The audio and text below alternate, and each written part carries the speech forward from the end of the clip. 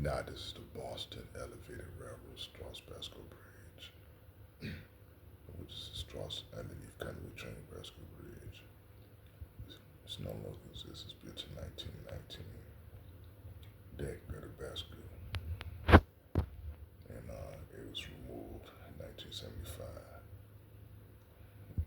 Double track Boston Elevated also carries Massachusetts Bay Transportation Authority Orange Line and the deck of the bridge across the Mystic River located in Charlestown, Massachusetts also carries Charlestown Elevated Railroad. So, see, that's the underdeck in Counterweight Bascule Bridge. It's Lauren, right? So, it's Lord.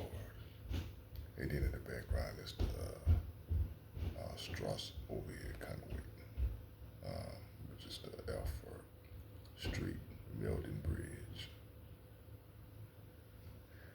And so, this bridge is removed and it's located in Charlestown, Massachusetts.